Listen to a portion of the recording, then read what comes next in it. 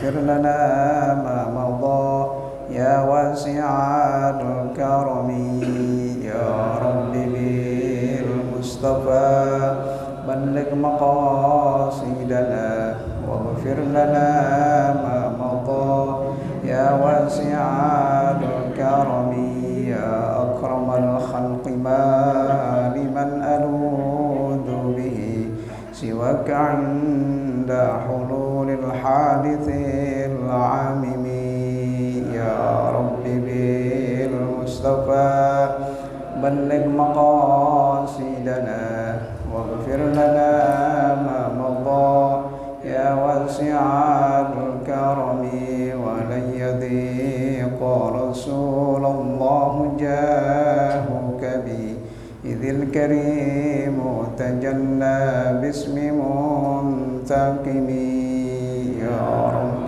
بالمصطفى بلغ مقاصدنا واغفر لنا ما مضى يا واسع الكرم اللهم صل وسلم وبارك عليه. Selanjutnya bersama-sama kita baca suratul Fatihah. Kita niatkan, kita hadiahkan pahalanya untuk masing-masing orang-orang tua kita yang telah berpulang ke rahmatullah, untuk guru-guru kita, para masyayikh kita, para pendahulu Masjid Jami' Miftahul Khair, bil khusus guru kita Bapak Kiai Haji Ahmad Dimyati bin Kiai Haji Ilyas bin Sirin, orang tua kita Bapak Haji Muhammad Siddiq, para pengurus Masjid Jami' Miftahul Khair yang lainnya. Mudah-mudahan semuanya senantiasa mendapat curahan rahmat dan maghfirah dari Allah Subhanahu wa taala, yang ampuni segala dosa dan kesalahannya, diangkat derajatnya sisi Allah Subhanahu wa taala, dijadikan kubur mereka semuanya raudhah min riyadil jannah. Al-Fatihah juga kita niatkan untuk saudara-saudara kita yang dalam keadaan kurang sehat. Mudah-mudahan Allah Subhanahu wa taala mengangkat penyakitnya, menyehatkan badannya, memanjangkan umurnya dalam taat kepada Allah Subhanahu wa taala.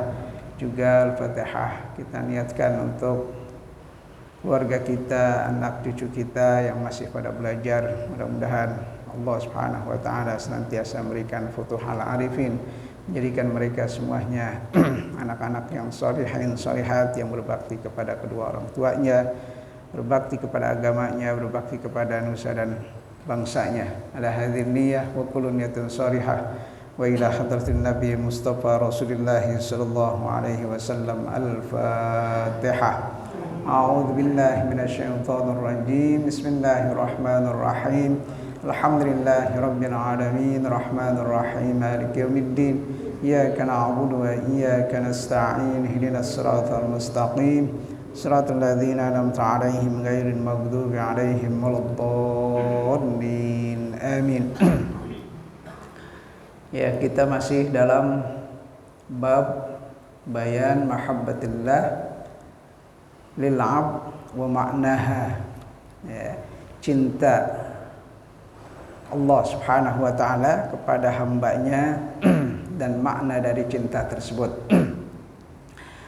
Sebelumnya kita bahas tentang ayat-ayat Al-Qur'an yang berbicara tentang cintanya Allah kepada hamba-hambanya. Di antaranya adalah cinta Allah kepada orang yang bertobat.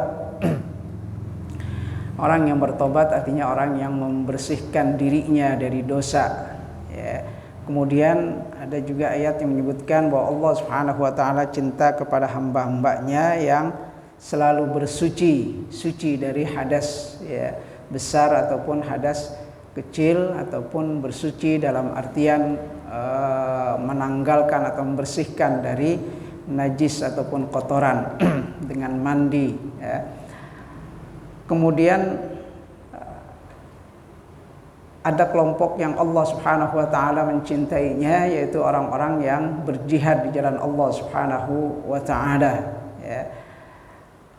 Kemudian ada kelompok yang Allah Subhanahu wa taala mencintai mereka, yaitu orang-orang yang mengikuti ajaran, ya, ataupun apa yang dibawa oleh baginda Nabi kita Muhammad sallallahu alaihi wasallam. Qul in kuntum tuhibbunallah fattabi'uni yuhibbukumullah wa yaghfir lakum dzunubakum. jika seseorang mengikuti apa yang dibawa oleh baginda Nabi kita Muhammad SAW, maka Allah Subhanahu wa taala akan mencintai mereka, dan Allah Subhanahu wa taala juga akan membersihkan dosa-dosa mereka atau mengampuni dosa-dosa mereka. Wa yaghfir lakum dzunubakum. Kemudian dalam hadis Rasulullah SAW disebutkan hadis yang masyhur, Innallaha ta'ala yaqul, ini adalah hadis qudsi. Hadis qudsi itu hadis yaitu firman Allah Subhanahu wa taala ataupun hadis yang diriwayatkan oleh Rasulullah SAW. Bedanya hadis qudsi dengan ayat Al-Qur'an. Kalau hadis qudsi itu posisinya seperti hadis biasa, dia tidak seperti ayat Al-Qur'an. Kalau ayat Al-Qur'an itu kan kalau dibaca setiap hurufnya menjadi ibadah. Menjadi ibadah. Setiap huruf yang dibaca itu akan mendapatkan pahala, karena membaca Al-Qur'an itu termasuk ibadah. Kalau hadis qudsi enggak. Hadis qudsi enggak, dia sama dengan hadis yang lain. Cuman memang hadis itu diriwayatkan oleh Rasulullah SAW. Biasanya ciri-cirinya kita mendapatkan atau mengetahui bahwa itu adalah hadis qudsi, seperti yang disebutkan dalam riwayat hadis ini dari Abu Hurairah radhiyallahu taala anhu an Rasulillah sallallahu alaihi wasallam, dari Rasulullah sallallahu alaihi wasallam, innallaha ta'ala yaqul, sesungguhnya Allah Subhanahu wa taala berfirman. Berarti setelah itu adalah hadis qudsi. Tentunya kita ketahui bahwa apa yang terkeluar ataupun apa yang keluar dari Rasulullah SAW, baik dalam bentuk ucapan ataupun perbuatan ataupun istilahnya ikrar. Ikrar itu persetujuan Rasulullah SAW. Itu semuanya adalah wahyu dari Allah Subhanahu wa taala. Wa ma yantiqu 'anil hawa in huwa illa wahyu yuha. Jadi wahyu itu bisa dalam bentuk Al-Qur'an, bisa dalam bentuk Al-Qur'an, bisa dalam bentuk hadis. Nah, hadisnya pun bisa dalam bentuk hadis qudsi ataupun hadis biasa.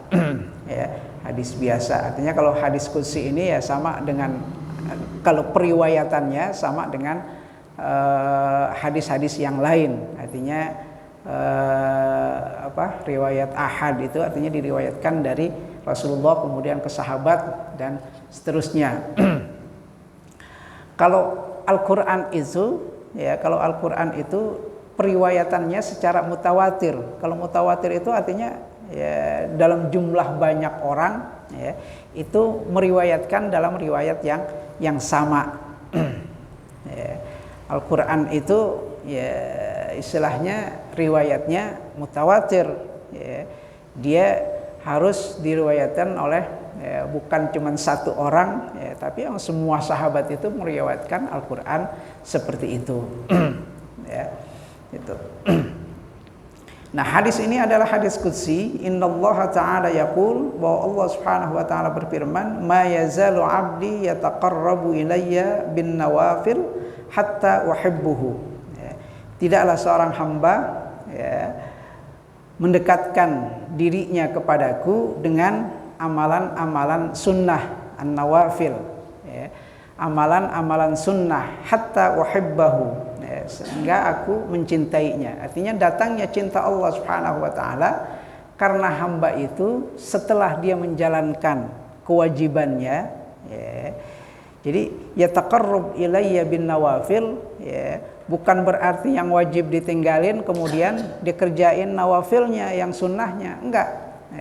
Yang wajibnya dulu dikerjain, yang wajib-wajibnya dulu ditunaikan, sholat 5 waktunya dikerjakan, kemudian puasa yang wajibnya, puasa Ramadannya.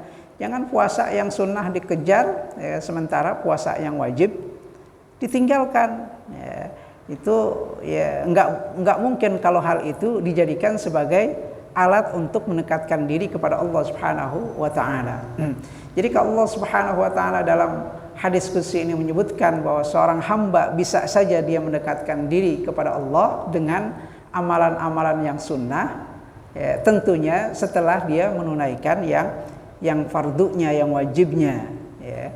Kalau dia ingin mendekatkan diri kepada Allah dengan salat sunnah, ya, dengan salat sunnah, ya, berarti salat fardunya sudah dikerjakan, ya. Karena salat sunnah itu, ya, dikerjakan untuk mendekatkan diri kepada Allah Subhanahu wa taala sebagai penyempurna.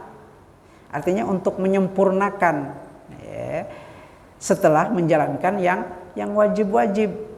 Yang wajibnya dulu ditunaikan, kemudian ditambahkan dengan yang an-nawafil. An-nawafil itu yang sunnah. Kalau puasa itu, ya, yang wajibnya di bulan Ramadan selama 1 bulan penuh, ya, baik, ya, Ramadannya dihitung 29 hari ataupun 30 hari, ya, dikerjakan secara penuh puasanya di bulan Ramadan itu. Kemudian setelah itu, ya, untuk dia bisa dapat mendekatkan dirinya kepada Allah Subhanahu wa taala, ditambah dengan puasa sunnahnya. Puasa sunnahnya apa? Ya, Senin Kemis itu puasa sunnah, atau puasa-puasa yang dikerjakan dalam munasabah tertentu, misalnya puasa Arafah, ya, pada tanggal 9 Dzulhijjah, puasa Asyura, ya, yang dikerjakan pada tanggal 10 bulan Muharram, dan seterusnya. Ya, yang paling dekat puasa Senin Kemis, ya, Senin Kemis yang biasa juga dilakukan oleh Rasulullah SAW. Ada lagi puasa Daud, ya, puasa Nabi Daud itu puasa sehari, ya, sehari lagi nggak puasa, ya, puasanya selang-seling, ya, puasanya seling-seling. Nah, itu namanya nawafil. Itu adalah amalan sunnah, ya, itu. Kalau sholatnya, ya, yang fardu dulu dikerjakan, ya. Zuhurnya dikerjakan, asarnya dikerjakan, maghribnya dikerjakan, isya'nya dikerjakan, subuhnya dikerjakan. Baru setelah itu, seseorang yang ingin mendekatkan dirinya kepada Allah Subhanahu wa taala, setelah dia kerjakan yang fardu, dia kerjain yang nawafil, yang sunnah-sunnah, ya, entah sholat tahajudnya di tengah malam, ataupun sunat qobliyahnya atau ba'diyahnya, atau sholat awwabin, sholat duha, sholat banyak, ya, sholat-sholat sunnah yang bisa dikerjakan. Dan semua itu menjadi jalan kita untuk mendekatkan diri kepada Allah Subhanahu wa taala, agar Allah Subhanahu wa taala cinta kepada kita, ya. Nah, hadis ini hadis masyhur, hadisnya panjang, ya, hadisnya panjang, ya. Di antara isinya, ya, fa idza ahbabtuhu kuntu sam'ahu alladhi yasma'u bihi, ya, wa basarahu alladhi yabsiru bihi, wa yadahu alladhi yabtishu bihi, wa rijlahu alladhi yamshi biha, wa la in sa'alani la'ataituhu, wa la in ista'adani la'u'idannahu. Ya. Seseorang kalau sudah mengerjakan yang fardunya udah ditunaikan, dikerjakan dengan sempurna, ya, dengan semaksimal mungkin, kemudian ditambah dengan an-nawafil, dengan yang sunnah-sunnah, ya, puasa ditambah dengan puasa sunnahnya, sholat ditambah dengan sholat sunnahnya. Maka, kata Allah Subhanahu wa taala dalam hadis qudsi ini, orang itu akan mendapat cinta dari Allah Subhanahu wa taala. Kalau dia sudah dicintai oleh Allah Subhanahu wa taala, ya, kuntu sam'ahu alladhi yasma'u biha. Ya. Maka Allah Subhanahu wa taala akan, kalau dalam hadis ini dikatakan kuntu sam'ahu alladhi yasma'u bihi, maka aku akan menjadi menjadi alat pendengarannya, di mana dia bisa mendengarnya, ya. Artinya apa yang didengar, ya, orang kalau udah mendapat cinta dari Allah Subhanahu wa taala, maka apa yang didengarnya itu selalu yang baik-baik, ketika dia mendengar hal yang nggak baik, ya, dia akan langsung, ya, secara spontan itu dia akan menjauhi. Ya. Orang yang mendapat cinta dari Allah Subhanahu wa taala ketika mendengar sesuatu yang enggak baik langsung menjauhi. Ya. Tapi kalau yang baik-baik dia akan dengarkan. Ya. Nasihat yang baik, mau'idhah yang baik, ya, mau'idhatul hasanah itu akan didengarkan. Tapi hal-hal yang enggak baik itu dia akan spontan, ya, langsung dia tinggalkan. Dia enggak mau mendengarnya. Ya. Hal yang berbau ghibah, ya, ngomongin orang. Ya. Seseorang yang sudah mendapatkan cinta dari Allah Subhanahu wa taala, ya, dengan cara apa? Dengan cara dia memperbanyak, ya, setelah dia menjalankan yang wajib-wajib, yang fardu-fardu tadi, ya, dia perbanyak amalan-amalan sunnahnya, maka, ya, Allah Subhanahu wa taala akan senantiasa menjaga pendengarannya. Ya. Jadi kuntu sam'ahu alladhi yasma'u bihi, artinya pendengaran orang tersebut, ya, akan senantiasa dijaga oleh Allah Subhanahu wa taala. Yang dia dengar adalah yang baik-baik. Ya. Dia akan lebih senang untuk mendengarkan bacaan ayat-ayat Al-Qur'an ketimbang dengerin lagu musik. Ya. Mana yang lebih baik? Mendengarkan Al-Qur'an apa mendengarkan musik? Ya. Walaupun mungkin disebut, ya, musiknya musik religi misalnya. Ya, musik religi. Ya. Dia akan lebih mau untuk mendengarkan bacaan Al-Quran. Dia lebih mau untuk mendengarkan bacaan salawat. Ya. Karena kalau mendengarkan Al-Quran paling enggak hati kita bisa untuk mengikutinya. Ya. Apa yang kita dengar dari bacaan Al-Quran itu paling enggak hati kita bisa menirukannya, mengikutinya. Apalagi kalau yang dibaca ayat-ayat yang kita hafal atau yang sering kita dengar. Ya. Kalau ada bacaan-bacaan salawat, paling enggak hati kita ngikut untuk membaca salawat. Ya. Maka, ya, dalam hadis ini, ya, ketika seseorang, ya, sudah memperbanyak amalan-amalan sunnahnya untuk mendekatkan diri kepada Allah Subhanahu wa taala sehingga dia mendapatkan cinta dari Allah Subhanahu wa taala, maka pada saat itu Allah Subhanahu wa taala akan menjaga pendengarannya. Artinya yang dia dengar itu adalah hal yang baik-baik, ya, hal yang mendatangkan pahala jika didengarkan, ya, bukan mendatangkan dosa. Ya. Wa basarahu alladhi yabsiru biha. Ya. Dan Allah Subhanahu wa taala juga akan menjaga penglihatannya. Ya. Yang dia lihat itu adalah yang baik-baik. Ya. Wa yadahu alladhi yabtishu biha. Ya. Kemudian Allah Subhanahu wa taala akan menjaga tangannya. Ya. Yang dikerjakan itu adalah hal yang baik-baik. Ya. Wa rijlahu alladhi yamshi biha. Kemudian Allah Subhanahu wa taala juga akan menjaga langkah kakinya, ya, di mana langkah kakinya itu, ya, adalah langkah yang menuju kepada kebaikan. Ya. Ada orang yang, ya, kalau mengerjakan sesuatu yang baik itu gampang. Ya. Orang, ya, merasa bahwa kalau dia mengerjakan sesuatu yang baik itu gampang.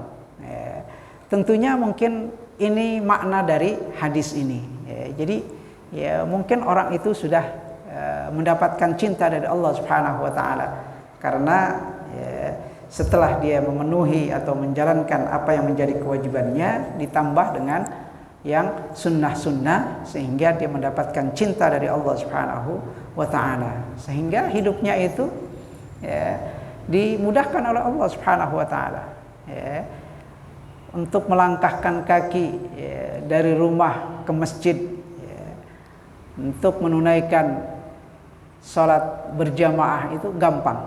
Ya, ada orang yang susah, ya, orang yang susah, ya, mau ke masjid itu bawaannya berat, ada aja alasannya. Ya, untuk duduk ke masjid, ya, ngikuti pengajian, majelis-majelis yang baik, ya, itu susah, berat bawaannya. Ya. Nah, itu karena apa? Karena kurang sunnahnya, ya, kurang amalan-amalan sunnahnya sebagai penyempurna dari amalan-amalan yang fardu. Jadi setelah yang fardu dikerjakan, ya, ditambah dengan yang sunnah. Kalau sudah dipenuhi dengan yang sunnah atau ditambah dengan yang sunnah, maka Allah Subhanahu wa taala akan mendatangkan rasa cintanya kepada hamba tersebut. Seseorang yang sudah mendapatkan cinta dari Allah Subhanahu wa taala, maka segala urusan duniawinya itu akan dijaga oleh Allah Subhanahu wa taala. Pendengarannya dijaga oleh Allah Subhanahu wa taala, penglihatannya dijaga oleh Allah Subhanahu wa taala. Ya, kakinya dijaga oleh Allah Subhanahu wa taala, ya, sehingga ketika dia melangkah untuk menuju hal yang baik-baik itu akan dimudahkan oleh Allah Subhanahu wa taala. Sebaliknya, jika dia ingin melakukan satu yang tidak baik, melakukan amalan dosa itu, ya, ada aja halangannya. Ya, karena apa? Karena dijaga oleh Allah Subhanahu wa taala. Ya, susah aja, baru niat aja mengerjakan satu yang enggak baik itu, ya, ada aja rintangannya, ada aja halangannya, sehingga hal itu tidak terlaksana. Itu karena apa? Karena memang Allah Subhanahu wa taala yang menjaga hamba tersebut, ya. Karena hamba itu sudah mendapatkan cinta dari Allah Subhanahu wa taala, ya. Mudah-mudahan kita mendapat cinta dari Allah Subhanahu wa taala. Ya, tentunya dengan cara apa? Dengan cara setelah kita tunaikan yang fardu, yang wajib, ya, kemudian kita tambah dengan amalan-amalan yang sunnah. Ya, kalau kita sudah, ya, menjalankan sholat yang fardunya, ya, kemudian kita sudah bisa mengerjakan yang fardu dengan berjamaah di masjid, ya. Kemudian setelah itu kita tambah dengan yang sunnah, baik yang qobliyahnya ataupun yang salat sunnah ba'diyahnya, belum lagi dengan salat-salat sunnah yang lainnya yang kita mampu, ya, yang kita mampu. Sebetulnya kalau disebutkan, ya, dari salat yang sunnah itu banyak sekali, ya, banyak sekali, puluhan, ya, puluhan, salat sunnah itu, ya, yang 2 rakaat, yang 4 rakaat, ada yang 8 rakaat, ya, dan seterusnya. Tapi kita kerjakan yang mampu, bukan berarti harus semuanya. Ya, kalau kita mampu ya bagus. Ya, kalau kita mampu kita kerjakan semuanya ya bagus. Ya, puasa pun demikian, ya, puasanya, salatnya, ya. Kalau kita mampu kerjakan semua, ya, yang dijelaskan atau disebutkan dalam hadis-hadis Rasulullah SAW dengan segala keutamaannya, ya kalau kita mampu, ya, itu bagus, kita kerjakan semuanya. Kalau enggak, ya paling enggak dapat kita kerjakan, ya, semampu kita, ya, semampu kita, ya. Jadi amalan-amalan yang sunnah itu, ya, namanya juga sunnah, ya, enggak wajib kita kerjakan. Artinya yang sunnah itu ya memang sunnah. Kalau kita kerjakan, kita akan mendapatkan pahala dari Allah Subhanahu wa taala, ya. Dan bisa juga diartikan kalau kita kerjakan, kita akan mendapat cinta dari Allah Subhanahu wa taala, ya. Jadi kalau dibaca hadis ini, ma yazalu abdi yataqarrabu ilayya bin nawafil. Artinya amalan-amalan yang sunnah itu kalau kita kerjakan, kita mendapatkan pahala dan kita mendapatkan cinta dari Allah Subhanahu wa taala, ya. Itu. Jadi kalau kita kerjakan semuanya yang disebutkan, ya, yang disebutkan dari segala bentuk salat sunnah itu, ya bagus, ya, bagus. Tapi paling enggak kalau kita enggak mampu mengerjakan semuanya, ya semampu kita. Yang salat malam misalnya enggak mampu, ya, kan salat sunnah bukan malam doang, yang siang juga ada salat duha, ada salat qobliyah zuhur, ada salat ba'diyah zuhur. Nah, yang kita mampu, Ada orang yang dia kejar salat malam, ya, memang salat malam itu, ya, qiyamul lail ataupun salat tahajud itu ya, di antara salat-salat sunnah yang lain itu yang besar pahalanya adalah salat di tengah malam, ya. Jadi salat malam itu ataupun salat tahajud, ya, ataupun qiyamul lail itu, ya, besar sekali pahalanya. Ada orang yang mengejar agar bisa mengerjakan sholat malam, sholat tahajud. Tapi kenyataannya dia sholat malam, subuhnya kesiangan. Kan terbalik jadinya. Terbalik. Kalau mau sholat malam, sholat tahajud ya bagus. Tapi yang subuhnya jangan sampai kesiangan. Jangan ngejar yang sunnah, yang fardunya ketinggalan. Nah, itu. Makanya yang kita kerjakan dari yang nawafil, yang sunnah-sunnah itu adalah yang kita mampu. Yang kita mampu untuk kita kerjakan, kita kerjakan. Tentunya masing-masing kita punya kondisi yang berbeda. Ada orang yang bisa mengerjakan sholat malam, ya itu bagus. Dan sholat subuhnya bisa dijaga. Ada orang yang nggak bisa sholat malam, kenapa? Karena dia ingin menjaga sholat subuhnya biar nggak kesiangan. Ada yang seperti itu. Itu ya bagus saja. Bagus saja karena sholat malamnya adalah ya sunnah, dan dia lebih mempertahankan yang fardunya, yang fardunya. Itu. Apalagi sebelum subuh ada juga sholat sunnah yang muakkadah, yang pahalanya itu disebutkan dalam hadis Rasulullah SAW, khairum minad dunya wa ma fiha, yaitu sholat qabliyah subuh 2 rakaat. 2 rakaat subuh itu lebih baik dari dunia seisinya dan seisinya. Artinya saking besarnya itu pahala yang diberikan kepada orang yang dapat mengerjakan sholat sunnah qabliyah subuh. Nah, jadi dalam hadis ini, hadis qudsi ini menyebutkan bahwa untuk kita mendekatkan diri kepada Allah Subhanahu wa taala adalah dengan cara apa? Dengan cara kita mendirikan yang sunnah. Artinya kita sempurnakan yang fardu setelah kita kerjakan yang fardu.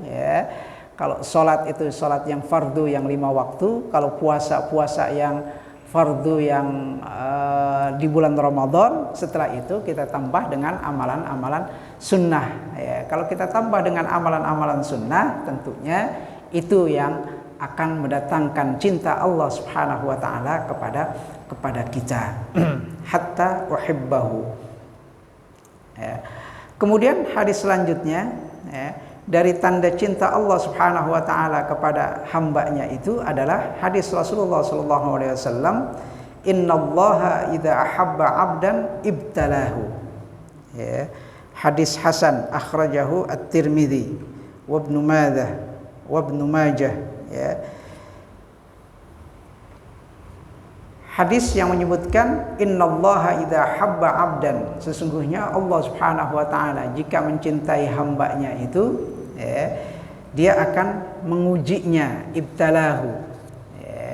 Jadi segala ujian dari Allah Subhanahu wa taala pada hakikatnya itu adalah tanda cinta Allah Subhanahu wa taala kepada manusia, kepada hambanya, kepada hambanya.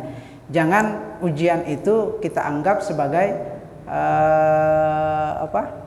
bahwa Allah Subhanahu wa taala itu enggak cinta kita, atau bahwa Allah Subhanahu wa taala itu benci sama hambanya. Enggak. Malah karena Allah Subhanahu wa taala cinta kepada hambanya itu diuji. Makanya dalam hadis lain disebutkan bahwa orang yang paling besar ujiannya itu adalah para anbiya. Rasulullah SAW itu ujiannya sangat luar biasa. Itu para rasul, para rasul ulul azmi itu ujiannya, cobaannya dari Allah Subhanahu wa taala itu sangat luar biasa. Nabi Nuh, dari Nabi Nuh itu yang paling tua lah kita usut. Nabi Nuh itu ujiannya sangat luar biasa. Bahkan dia istrinya aja dan anaknya itu ada yang enggak mau patuh sama dia. Betapa besarnya ujian, betapa besarnya ujiannya. Padahal dia sebagai seorang rasul. Ya, kan sangat apa ya, seorang rasul mengajak kaumnya untuk menyembah Allah Subhanahu wa taala, sementara orang yang terdekat dengan dia itu tidak mau mendengar ajarannya, nggak patuh untuk mengikuti ajarannya. Kemudian Nabi Ibrahim, ulul azmi itu ada 5. Nabi Ibrahim, betapa besarnya ujian yang Allah Subhanahu wa taala berikan kepadanya. Dari awal kehidupannya dia hidup di tengah para penyembah patung, bahkan dari keluarganya itu ada yang membuat patung. Azar itu kalau dalam tafsirnya ada yang bilang itu bapaknya, ada yang bilang itu pamannya, ada yang bilang pamannya, artinya orang yang terdekat lah. Itu malah jual patung, sementara dia ingin membebaskan kaumnya itu dari penyembahan berhala dan patung tersebut. Malah dijual dari keluarganya. Kan ujian yang sangat besar. Belum lagi dia sudah sampai umur usia tua itu belum punya anak. Belum punya anak sampai akhirnya Allah Subhanahu wa taala berikan anak. Setelah punya anak, anaknya disuruh disembelih. Nabi Ismail itu disuruh disembelih dengan tangan sendiri. Suruh sembelih. Sampai akhirnya dengan ketulusan dan keikhlasannya menjalankan perintah Allah Subhanahu wa taala, akhirnya Allah ganti dengan hewan kibas, hewan kambing yang besar. Itu. Nabi Musa, betapa besarnya ujian yang diberikan oleh Allah Subhanahu wa taala di tengah kaumnya, kepada umatnya. Bagaimana dia menghadapi Firaun, orang yang mengaku dirinya sebagai Tuhan. Kemudian Nabi Isa alaihissalam, itu juga diberikan ujian oleh Allah Subhanahu wa taala. Betapa besarnya ujian yang diberikan kepada Nabi Isa, bahkan sampai kaumnya itu membunuhnya. Tapi Allah Subhanahu wa taala selamatkan Nabi Isa dari pembunuhan. Kemudian Allah jadikan orang yang punya niat jahat itu rupa wajahnya atau orangnya itu menyerupai Isa, akhirnya dia yang ditangkap. Walakin syubbiha lahu. Allah berikan kesamaran itu, akhirnya yang disamarkan itu yang ditangkap, dia yang dibunuh. Sementara Nabi Isa alaihissalam diangkat oleh Allah Subhanahu wa taala. Kemudian Rasulullah SAW, kita baca sirahnya, kita baca sejarahnya, bagaimana perjuangan Rasulullah SAW. Makanya dalam hadis Rasulullah SAW disebutkan bahwa orang yang paling besar ujiannya itu adalah para nabi dan rasul. Para nabi dan rasul. Artinya kalau kita mendapat ujian, tentunya itu merupakan bentuk cinta Allah Subhanahu wa taala kepada kita. Innallaha idza habba 'abdan, sesungguhnya Allah Subhanahu wa taala jika dia cinta kepada seorang hamba itu, maka dikasih ujian. Jadi ujian itu bukan bentuk kemarahan Allah Subhanahu wa taala kepada kita, atau kebencian Allah Subhanahu wa taala kepada hambanya, tidak, tapi sebaliknya, seorang hamba yang dicintai oleh Allah Subhanahu wa taala adalah dengan diberikan ujian ataupun cobaan. Tentunya semua cobaan ataupun ujian yang Allah Subhanahu wa taala turunkan kepada hambanya itu pasti seorang hamba itu mampu untuk menjalaninya atau menghadapinya. Menghadapi ujian itu, Allah nggak mungkin memberikan ujian itu yang nggak bisa dijalani atau dihadapi oleh seorang hambanya, karena Allah Maha tahu. Makanya kan semakin tinggi kesolehan seseorang itu, ujiannya itu semakin berat. Kalau yang imannya di atas rata-rata dikit, ya segitu dah. Ujiannya kecil. kecil, tapi semakin tinggi keimanannya, semakin tinggi kesolehan seseorang itu, nah itu semakin besar ya, ujiannya, ya, macam-macam ujiannya. Ya, tentunya Allah Subhanahu wa taala yang Maha tahu akan kondisi hambanya, makanya Allah yang menurunkan ujian tersebut, yang pastinya ketika seorang hamba itu bisa menjalani atau menghadapi ujian tersebut, nah disitulah ya, Allah Subhanahu wa taala ya, akan menurunkan rasa cintanya ya, kepada seorang hamba tersebut. Wa min aqwal alamat husnut tadbir lahu yurabbihi minat tufulah ala ahsani nizam wa yaktubul iman fi qalbihi wa yunawwir lahu aqlahu fayattabi' kullama yuqarribuhu wa yanfaru an kulli ma yub'idu anhu thumma yatawallahu bitaysir umurihi min ghairi dhillin lil khalq wa yusaddid dhahirahu wa batinahu wa yaj'al hammahu hamman wahida fa idza zadatil mahabbah syaghalahu fi min kulli syai'in. Ya. Dari tanda-tanda ya, dari tanda-tanda cintanya Allah Subhanahu wa taala ya, kepada hambanya itu ya, tanda cinta Allah kepada hambanya itu ya, bisa terlihat bahkan mulai dari ya, seorang hamba itu masih kecil ya, seorang hamba itu masih kecil ya, tufulah ya, masih anak-anak ya, masih anak-anak. Dengan apa ya, Allah Subhanahu wa taala ya, menjaga ya, anak-anak tersebut ya, dengan pendidikan yang baik. Dia hidup di tengah keluarga yang baik ya. Dia hidup di tengah keluarga yang baik ya. Ketika dia masuk ke jenjang atau umur jenjang sekolah ya, di sekolah dia juga ya, dipertemukan dengan teman-teman yang baik, sekolah yang baik. Nah, itu sejak anak-anak itu sudah terlihat ya, Allah jaga. Kemudian ya, Allah tetapkan imannya ya, wa yaktubul iman fi qalbihi, artinya Allah berikan ketetapan imannya dalam hatinya ya. Kemudian Allah berikan ilmu-ilmu ya, wa yunawwir lahu aqlahu, artinya Allah berikan ilmu yang bermanfaat, ilmu agama yang bermanfaat untuk menguatkan keimanannya ya.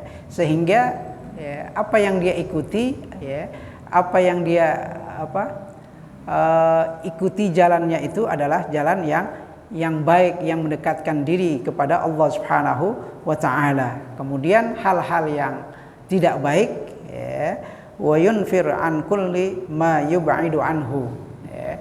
Jadi ya, seorang hamba itu bahkan ketika dia masih kecil itu ya, sudah dituntun oleh Allah Subhanahu wa taala. Makanya tadi ya, orang kalau udah mendapatkan cinta dari Allah Subhanahu wa taala ya, tangannya dijaga oleh Allah Subhanahu wa taala, kakinya ya, artinya langkahnya dijaga oleh Allah Subhanahu wa taala, pendengarannya dijaga oleh Allah Subhanahu wa taala, penglihatannya dijaga oleh Allah Subhanahu wa taala. Jadi yang dikerjakan itu adalah hal-hal yang mendekatkan diri ya, hamba tersebut kepada Allah Subhanahu wa taala. Sebaliknya perbuatan-perbuatan yang membuat dia jauh dari Allah Subhanahu wa taala akan dijauhi. Ya, perbuatan yang mendatangkan dosa, mendatangkan dosa itu, maka dia akan jauhi. Ya. Dan Allah Subhanahu wa taala akan membantunya untuk memudahkan segala urusannya. Ya. Wa yusaddid dhahirahu batinahu. Ya, apa yang dia kerjakan baik yang secara zahiri ataupun yang batini, yang jelas-jelas ya, di hadapan manusia ataupun hal-hal yang ya, enggak terlihat itu semuanya akan dijaga oleh Allah Subhanahu wa taala ya. Sehingga yang ada ya, pada hamba tersebut adalah langkah-langkah yang menambah kecintaan Allah Subhanahu wa taala kepada hambanya tersebut ya. Itu makanya ya, tadi ya, jalannya itu seperti yang tadi disebutkan oleh Rasulullah SAW dalam hadis qudsi, ya, yang menyebutkan ketika seorang hamba ingin mendapatkan cinta dari Allah Subhanahu wa taala, maka hendaklah, ya, dia mengerjakan an-nawafil, yang sunnah-sunnah, ya, tentunya yang sunnah dikerjakan itu setelah dia tunaikan yang fardu, yang wajib, ya. Kalau sholat itu, ya, sholat fardunya dikerjakan, yang 5 waktu dikerjakan, ya, dikerjakan dengan sempurna, artinya semaksimal mungkin sempurna, ya. Kalau yang fardu dikerjakan di masjid dengan berjamaah ataupun di musola dengan berjamaah, ya. Kemudian setelah itu ditambah dengan sholat-sholat yang sunnah, ya, baik qobliyahnya ataupun ba'diyahnya ataupun sholat-sholat sunnah yang lainnya. Kalau puasa, ya, tentunya setelah dikerjakan puasa yang fardu di bulan Ramadan, dia tambah dengan puasa-puasa sunnahnya, baik yang Senin Kemis ataupun puasa-puasa yang yang dikerjakan secara munasabat, ya. Ada 10 Muharram, Asyura, ada puasa Arafah, ada puasa apalagi, ya, banyak puasa-puasa yang bisa dikerjakan, ya, sebagai amalan sunnah, ya, puasa Senin Kemis, ada puasa Daud dan seterusnya. Yang semua itu, ya, adalah jalan kita untuk mendapatkan cinta dari Allah Subhanahu wa taala. Kalau kita sudah mendapatkan cinta dari Allah Subhanahu wa taala, maka Allah Subhanahu wa taala akan senantiasa menjaga pendengaran kita, akan menjaga penglihatan kita, akan menjaga langkah kita, akan menjaga tangan kita, ya, semuanya akan dijaga oleh Allah Subhanahu wa taala. Yang kita kerjakan adalah yang baik-baik. Ya, yang baik-baik artinya kita akan dituntun oleh Allah Subhanahu wa taala untuk mengerjakan pekerjaan yang baik-baik. Itu. Mudah-mudahan Allah Subhanahu wa taala senantiasa memberikan taufik dan hidayahnya kepada kita dan menurunkan mahabbahnya, cintanya kepada kita, sehingga kita senantiasa mendapat perlindungan dari Allah Subhanahu wa taala. Amin ya rabbal alamin. Ya arhamar rahimin, ya arhamar rahimin, ya arhamar rahimin, farrij 'alal muslimin, ya arhamar rahimin, ya arhamar rahimin, ya arhamar rahimin, farrij 'alal muslimin. Wa'fa'na ya Allah, wa'fa'na ya Karim, wa'fa'na ya Rahim, birahmatika ya arhamar rahimin. Allahumma ij'al jam'ana hadha jam'an mubarakan waj'al tafarruqana min ba'dihi tafarruqan ma'suma. Allahumma nawwir qulubana bi nuri hidayatika kama nawwartal arda bi nuri syamsika wa qamarika abadan abada. Allahumma ij'alna mimman yastami'una al-qawla fayattabi'una ahsanah. ربنا آتنا في الدنيا حسنة وفي الآخرة حسنة وقنا عذاب النار وصلى الله على سيدنا محمد النبي الأمي وعلى آله وصحبه وسلم والحمد لله رب العالمين والعفو منكم. السلام عليكم ورحمة الله وبركاته.